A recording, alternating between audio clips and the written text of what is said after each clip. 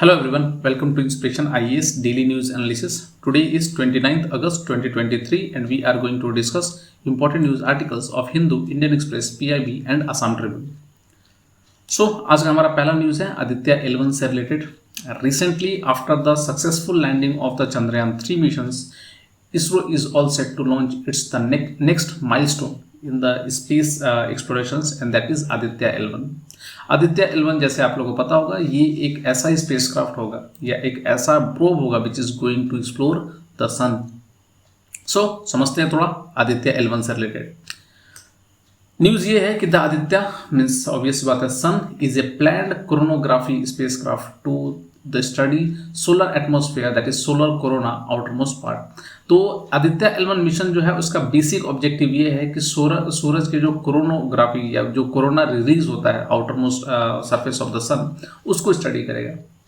And it has been designed and developed by ISRO and various तरह Indian research institutes. बहुत सारे research institute भी इसमें पार्टिसिपेट कर रहे हैं. And it is the first dedicated Indian mission to observe the sun and will be launched aboard a PSLV XL launch vehicle. तो इसको PSLV XL लॉन्च व्हीकल से लॉन्च किया जाएगा and it is going to study the sun.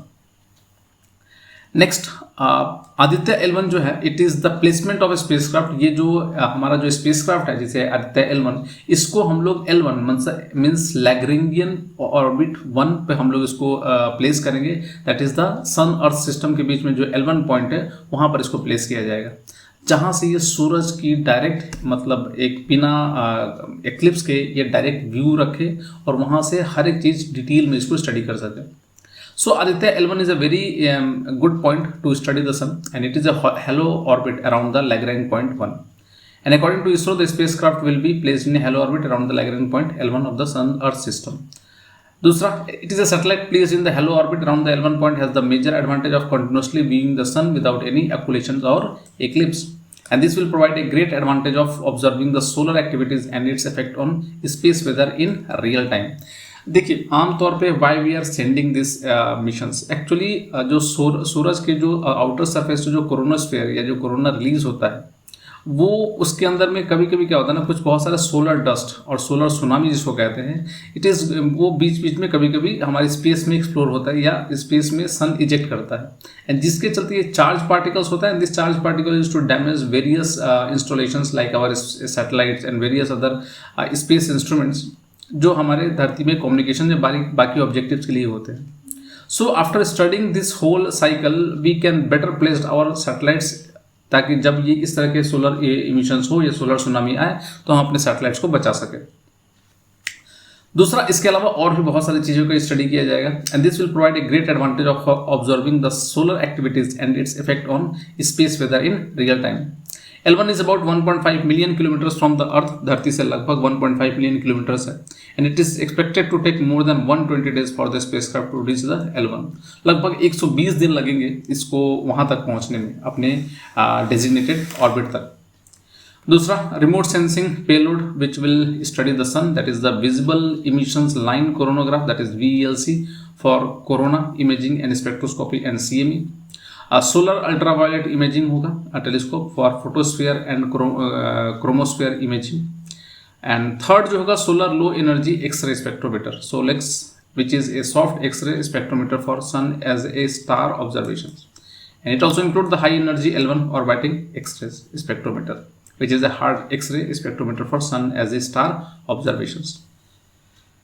Next, Lagrange point obvious सी बात है Lagrange के नाम पर रखा गया था mathematicians. And a Lagrange point is a position in space where the gravitational pull of the two large masses precisely equals the centripetal force required for a small object to be moved within them या move with them. आपको अगर समझा जाए कि L1 क्या है तो इस इमेज को हम लोग देख सकते हैं. देखिए ये आपको दिख रहा होगा this is the sun this is our earth and this all points this L1 this L2 इसको एक दूसरे हाँ इधर that is L4 this is L3 this is L5 this is L1 and this is L2. मतलब अगर आप अपने satellites को ना यहाँ पर पार्क करते हैं then that satellite is going to view the sun continuously और प्लस यहाँ पर पार्क करने से सूरज के ग्रेविटेशनल पुल से वो खींचा भी नहीं जाएगा तो एक दूसरे को इक्वलाइज कर देते हैं दैट्स वाई कोई इशू नहीं होता. जैसे अगर L1 होगा तो ये इस तरह के ऑर्बिट मूव कराएगा, ठीक है, इस तरह से मूव होगा। L2 होगा तो इस तरह से मूव होगा। समझ में आ रहा है आप लोग को? So this is regarding this L1 orbit. थोड़ा और देखा जाए तो Lagrange point is a position in space where the gravitational pull of the two large masses precisely equals the centripetal force is required for a small object to be move with them. That is, at this point, the gravitational attraction and repulsions between two heavenly bodies is such that an object placed between them will effectively stay in the same relative positions while moving with them. तो इसलिए इस point को select किया गया है ताकि वो उस पॉइंट में रहने से वो कहीं और ना मूव हो जाए। This point is space in space can be used by spacecraft to reduce fuel consumption needed to remain in positions. तो वहां पर रहने से fuel consumption ही बचता है। दूसरा, the Lagrange point are named in honor of the Italian French mathematicians Joseph Louis Lagrange, and there are 5 of them. That is 5 orbit है, जैसे L1, L2, L3, L4 and L5. L1 point of the Earth Sun system affords an uninterrupted view of the Sun. दूसरा, it is currently home to solar and heliospheric observatory satellite SOHO, ठीक है, and NASA James Webb Space Telescope at L2. तो जो James Webb है वो L2 पे है and we are placing it in L1. Hope आपको ये सारा डायमेंशन समझ में आया होगा। सो यहाँ पर आपका L2 है, मतलब जेम्स वेब है। Next, why it is important to study the sun. आखिर सूरज को पढ़ने की क्या जरूरत है? हालांकि सूरज हमारे धरती का इकलौता ऐसा स्टार है, या हमारे सोलर सिस्टम का इकलौता स्टार है, और उससे हमारी पूरी सोलर सिस्टम में चेंजेस आते हैं, इवन और धरती के ऊपर में। तो सूरज को स्टडी करके हम बहुत सारी चीज़ों का पता लगा सकते हैं। जैसे every planet including earth and the exoplanet beyond the solar system evolves and this evolution is governed by its parent star. तो नॉर्मली उनके पेरेंट स्टार से ही जितने सारे प्लैनेट्स होते हैं वो इवॉल्व होते हैं। तो अगर हम इसको सूरज को समझ पाएं तो हम अपने धरती के बारे में भी डिटेल अंडरस्टैंडिंग रख सकते हैं। दूसरा, a solar weather and environment affects the weather of the entire system and variation in this weather can change the orbits of satellites और shorten their lives. Thereafter, with an damaged onboard electronics can cause power blackout and other disturbance on Earth. तो उस disturbance से बचाने के लिए भी हमें सूरज के बारे में पढ़ना जरूरी है। That is also very important. Next, knowledge of a solar event is likely to understand space weather and to learn about the Earth-directed storms and to predict their impact. Continuous solar observations are needed. Every storm that emerges from the sun and heat towards Earth passes through L1. So that is regarding the L1 या L1 Lagrangian orbit. Hope आपको समझ में आया होगा सारा L1 और L1 से related missions. चलिए अपने अगले न्यूज़ पर चलते हैं। अगला अपना जो न्यूज़ है वो है flood plain zoning. Recently government is planning to zone the flood plain zone. That is why zoning of flood plain is important. That is news क्या है कि Punjab has been grappling over severe flood for over a month and predominantly affecting villages along rivers like Sutlej, Beas, Ravi and Ghaggar. इसमें बहुत ज़्यादा flood आ रखा है। And these areas known for their fertile floodplain have been hit the hardest due to flood exacerbated by encroachment and in constructions। तो बहुत ज़्यादा, मतलब आप समझिए कि फ्लड प्लेन एरिया में अगर आप कंस्ट्रक्शन करिएगा तो ऑब्वियस सी बात है वहाँ पर प्रॉब्लम तो होगी। And Punjab is suffering with this criteria, this problems. Second, floodplain and their significance. Floodplain adjacent to the river serve as a natural defense against inland flooding. Maintained without concrete encroachment, they absorb excess water, safeguarding other regions। तो ये जो flood plain area होता है ना वो बहुत ज़्यादा वो वाटर को एब्जॉर्ब कर लेता है, जिससे कोई दिक्कत नहीं होती है। आपको दिख रहा होगा यहाँ पर इस फ्लड प्लेन एरिया से यहाँ तक आप रिवर के वाटर को हम लोग बहने दे सकते हैं। Next, flood plain adjacent to the river serve as a natural defense against this one, and properly managed floodplain also aid in recharging groundwater levels and maintaining the water table। ये water table को भी maintain कर सकता है। And floodplain are areas near streams and rivers that experience repeated flooding. They reduce floodwater energy and flow speeds and provide storage for floodwater। तो ये थोड़ा help करता है हमें फ्लड के सीवियरिटी को कम करने के लिए भी।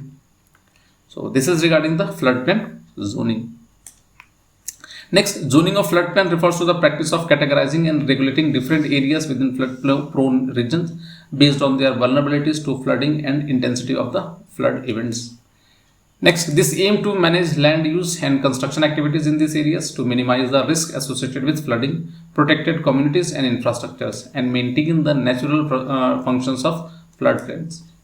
It involves designating specific zone within flood prone region and establishing regulations and guidelines for development, construction and land use in each zone. तो ये भी काफ़ी हेल्पफुल होता है, इससे हम बचा सकते हैं बहुत सारे घरों को या इवन लाइफ्स को by zoning of flood plain areas.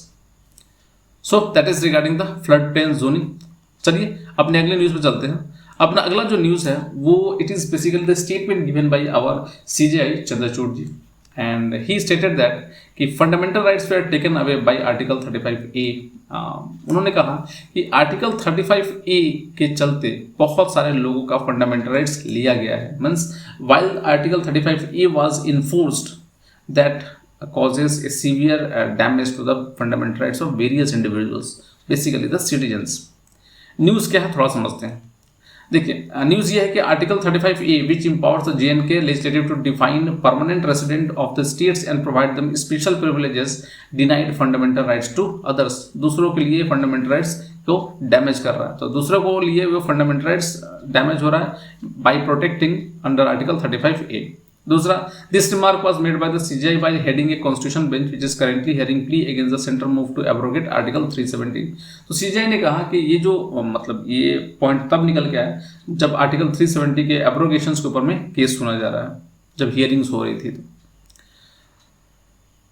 अब जैसे सबको मालूम होगा article 35A was enacted in 1934 and it incorporated in the Indian constitution through a constitutional amendment even much before the constitution of JNK came into existence. जैसे कि JNK का जो constitution वो आया था 1956 में, जबकि ये जो है आर्टिकल 35A 1954 में ही इन्फोर्स हो गया था. तो that is also very important segments. चलिए, the article allows the state of Jammu and Kashmir to grant special privileges and rights to permanent residents but denies the right to several other who to have genuine claims. It debars non-residents of JNK from buying land or property, getting a government job or voting in assembly elections in Jammu and Kashmir. तो बाहर के लोग इसके चलते हो नहीं पाते थे, यहाँ पर ना वोट दे सकते थे ना जमीन खरीद सकते थे.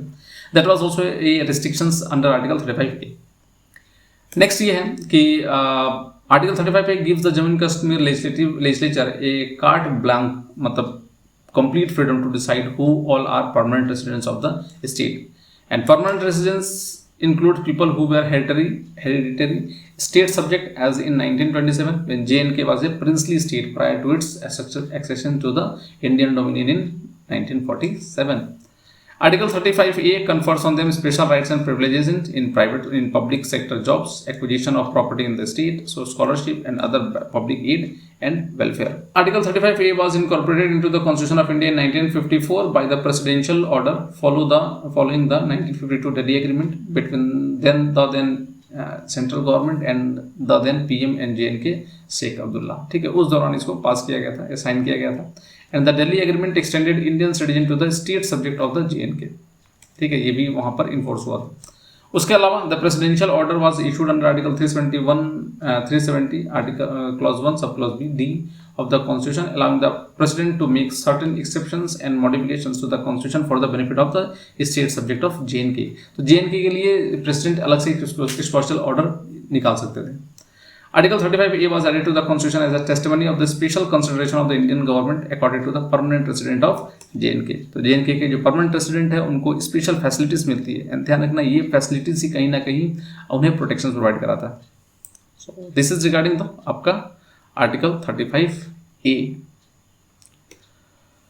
DY चंद्रचूड़ का जो स्टेटमेंट है, article 35A give special rights and privileges to the permanent resident and virtually look away और took away the right from the non resident. तो नॉन रेसिडेंट है उनसे वो राइट ही छीन लिया जा रहा है. ये उनका स्टेटमेंट था. And this artificially created class of permanent resident alienated people who did not fall with in the category. Article 35A had even granted immunity from judicial review to those special privileges as any law which provides for their special privileges would not violate fundamental rights.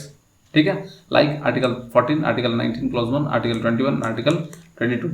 So this is regarding the उनका statements. So that's all for today in our daily news analysis.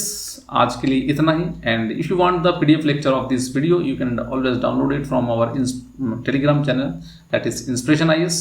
अगर आप हमसे जुड़ना चाहते हैं तो you can follow our Facebook page along with Instagram and YouTube channel for such other video contents. And thanks for watching and please do take care of yourselves.